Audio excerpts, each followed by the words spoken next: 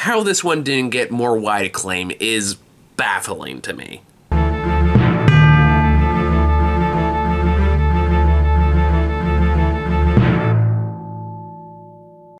Okay, so last movie I have in this batch of reviews is Lisa Frankenstein, which is a movie that came out earlier this year that was actually directed by Robin Williams' daughter, Zelda Williams, which I did not know going into this, so that was a pleasant surprise. And it is a movie that is very much wears its influence on its sleeves. Before I get into that, I'll go briefly into the plot. So Lisa Frankenstein's star as well. Lisa, a girl in like 1989 or like 1987 or something like that.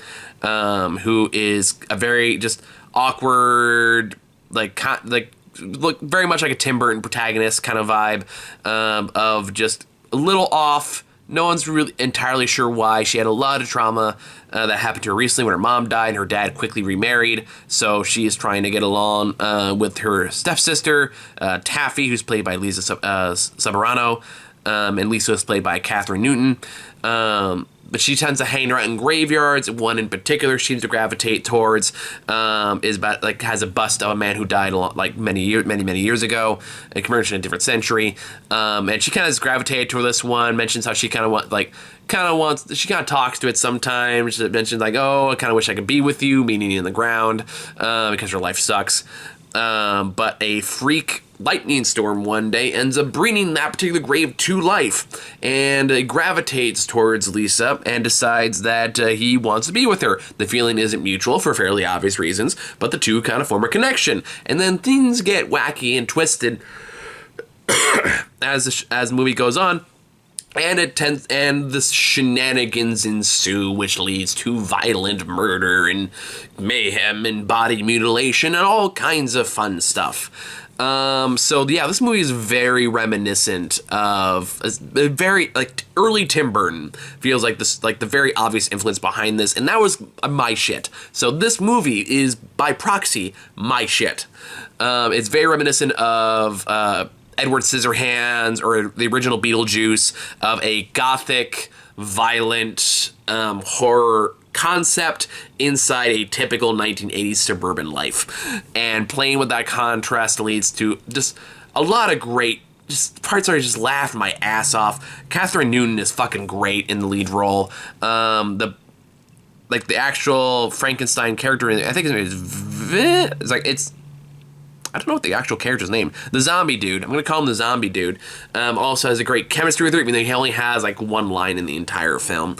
And just this series of escalations and how this coming of age story of how Lisa kind of learns how to let go more and more and embrace more of herself as she starts going down this violent path with her zombie friend, is just a ton of fun. It's very hilarious, very clever, and definitely has cult status written all over it that was misunderstood by the critics.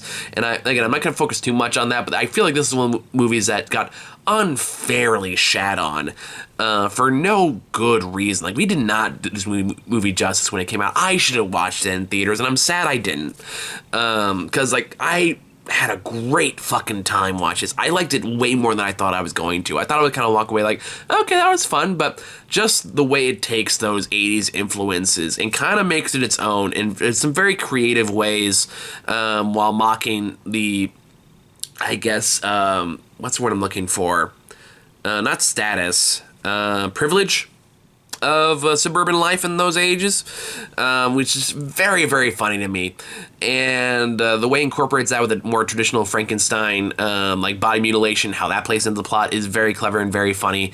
I did enjoy just the dynamic between everyone. I did like the heart that it has to it, especially towards the third act, when Lisa starts kind of becoming more aware how fucked up things have gotten and how fucked up she's gotten along with it.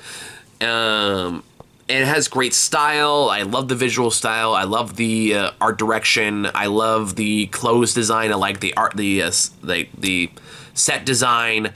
I like the fairly cookie cutter nature, especially the parent characters, because again, that's just very reminiscent of its era. And I know there's an argument to be made oh, well, it's not as good as those movies. Sure, but it doesn't really need to be either. It can just kind of sit its own thing, and I think it does. I think it does create its own identity within this kind of forgotten subgenre of horror comedy films, and I think it does a good job reclaiming that for itself. I think the acting is great. It's a lot of fun. I loved this movie. I really did. I had a blast with it, and I would gladly watch it again. It's an hour and 45 minutes. It doesn't waste your time. It doesn't feel with any kind of unnecessary padding. There's a bunch of great one-liners. My favorite one was just where he, like, the first murder happens. I'm not gonna say who, and she acts all shocked. And he's like, like, what did you do? And because the whole thing is he wants his body parts back, so he cuts off like people's hands and ears and stuff like that to get them back. And he holds up the ear to her, like expecting to reattach it, and she's like, I can't do that, not until we bury the body. And that's just the kind of vibe it has. Kind of like very. Clash of culture, weirdly horny, and playing with just more gothic elements of it that, again, Tim Burton did when he was good, before he kind of lost his artistic direction. I feel like it's a better way of saying it. But I think, like, this is a very strong. I don't know if this is Zelda Williams' first directorial debut, or if she's directed other stuff in the past. I'm actually look that up real quick because I am very curious about what she's done now. Well, she's acted in a bunch of things, but that's not quite a bit. Oh, no, she's actually directed quite a few things. Okay. Well, I was not aware of that, so. Oh, this looks like mostly like music videos and stuff. Like, yeah, mostly music videos and a couple TV movies. That's probably why. Unless she directed a movie a few years ago, which I think was her first one. So, this is like her second film that she's done, and I think if she's already had this strong of an artistic style now, I'm very curious to see how the artistic style develops going forward.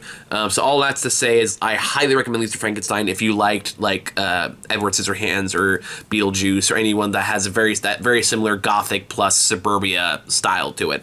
So I think that's all I have to say about this one. Loved it, had a blast with it, and that's all the movies I have for this particular batch. There's a bunch of movies in theaters now that I just know I'm not going to have enough time to see all of them. I'm going to do the best I can, and when I have more time, I'll make more videos. So thank you guys for watching, and I'll see you all in the next batch. All right, bye.